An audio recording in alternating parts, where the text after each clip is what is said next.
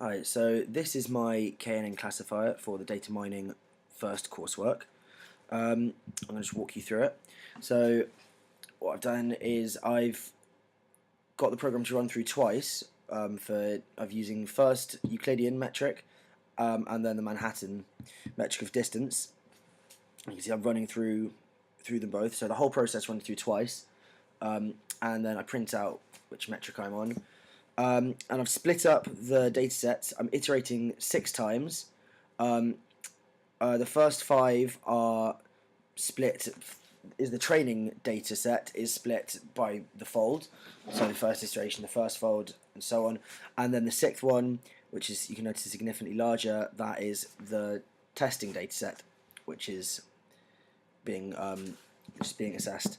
And then, so the main body of the program is in the CSV reader. So I take in the CSV files, create file objects and arrays of set columns and with variable row length, and then also just an array list for the targets, so which is whether they earn more or less than £50,000 a year. But again, dynamic length because it changes every iteration on if it's the first fold, second fold, third fold, or the testing data itself. And then I use scanner objects to scan through the training data, splitting by comma, and I pass the value in the 15th column, which is the fold column. I pass that into a double, and I can use that in combination. I can use that to down here, if the iteration is 6, then it does test, and before that, that's how I separate. Yeah, and iteration here, if the fold equals iteration, that is how I split my data by fold. I then also get rid of the null values by checking for missing. So if any of the values have got any missing signs, then check missing gets added, and the values only get added to the array if there is no missing, and no missing there, you can see as well. And essentially I do the same when the iteration is 6, except I also scan through the testing data set. Doing it before would be a waste of time because it would be scanning through 15,000 or so extra data points which aren't used. So then I close that after checking all of this. I'll come back to the function calls here. I'll come back to that in a bit, but that's where everything else is called. The next function I'm going to talk about is my getDistances function, which is, it takes in a string, a 1D array string, a 2D array string, and the metric which is being used.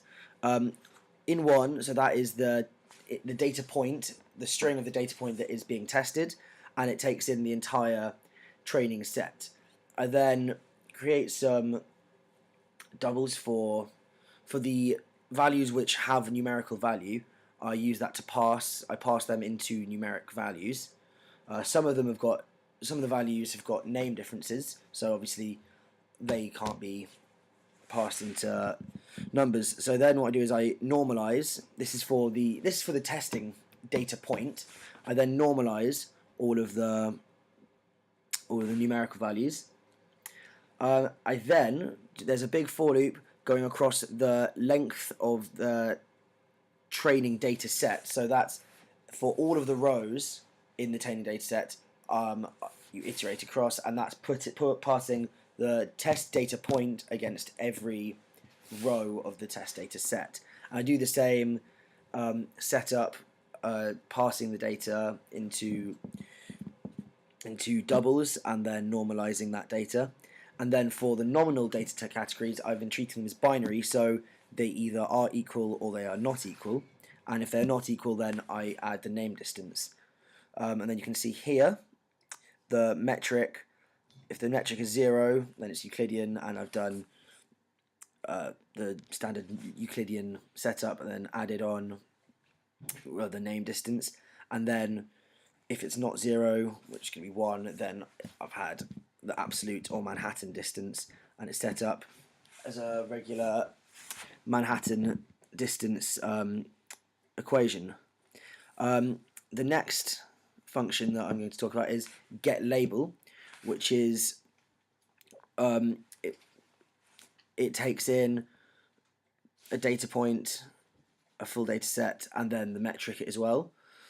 And so the result is a class which I've made, which has two values. In fact, I'll jump down to that now. So it's got two aspects to it. It's got distance and the class. So it's got the distance that object has, and whether they earn more or less than £50,000 a year. So I've created an array of results called distances, and it's the length of the data set.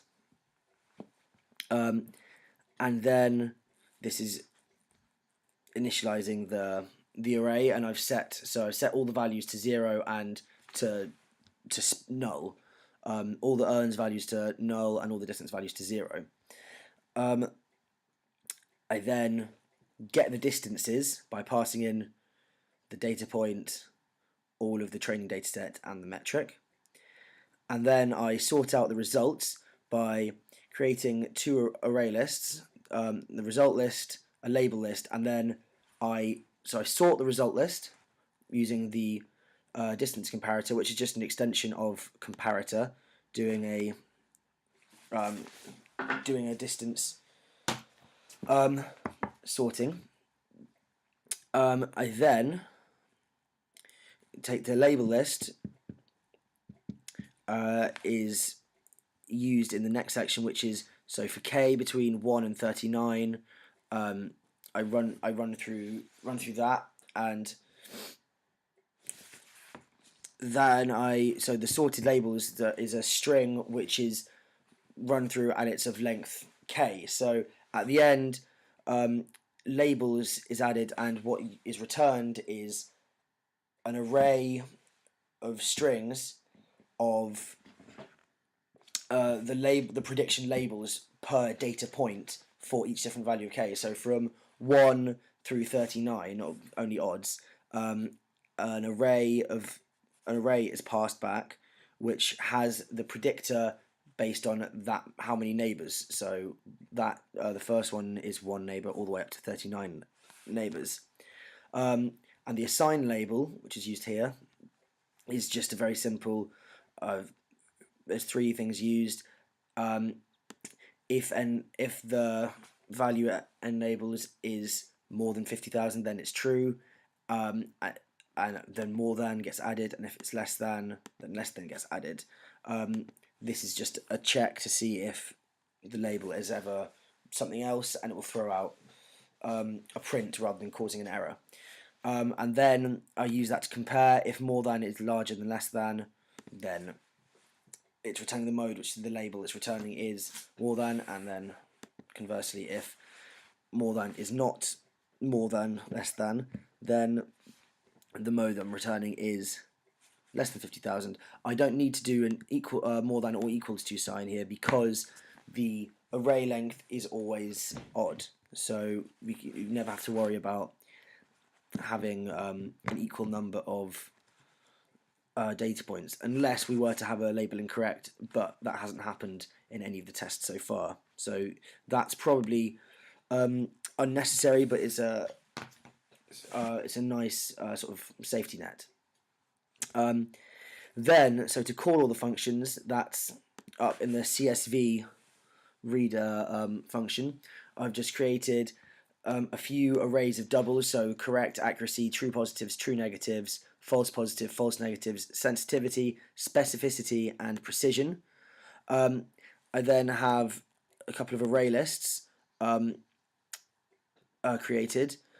As you can see here, I was unsure between using an array list or an array of arrays, but it turned out that using for checking one individual k value, it was easier to use an array list. But when I switched to checking multiple k values at the same time without having to rerun the whole data set, I found it a lot easier to work with just a 2D array that I could change the row length of on each iteration. I then set y to be equal to test targets, whatever test targets happens to be on that iteration, and then pass through. So prediction.length is the amount of rows, and I pass through.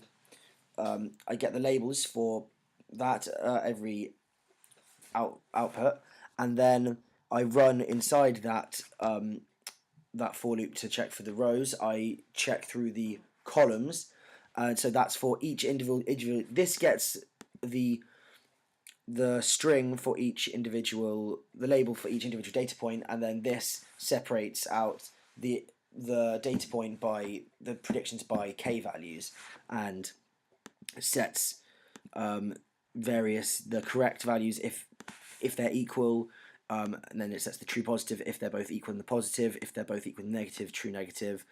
If they are unequal, then it's a false positive with regards to less than £50,000, and if the prediction is predicting negative, so more than £50,000, and y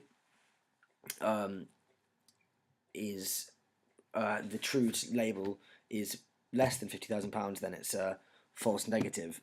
And then here I've set up just the standard equations to measure accuracy, specificity, sensitivity, and precision through every k value, and then I only print out the end results in iteration 6 because that's I've previously tested this, but you're already getting 39 k values and 1, 2, 3, 4, 5, 6, 7, 8, 9, 10. So you're already getting 390 lines of information per iteration. So there's only 2 iterations, but 390 printed out. So it's still a lot of information to be working with. And okay, that's the code and how it works. I'll now show you what it throws out.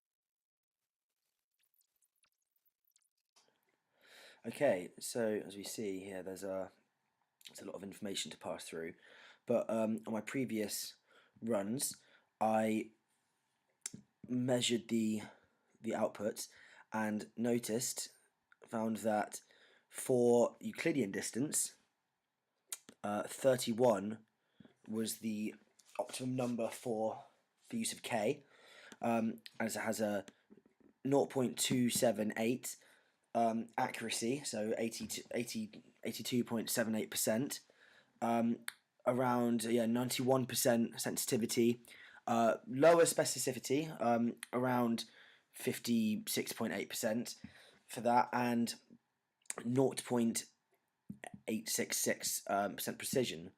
What's interesting to note is that the best number for k for Manhattan distance is actually 39 neighbours, and has a higher accuracy at 8.28, so 0.001 better, so 0.01% better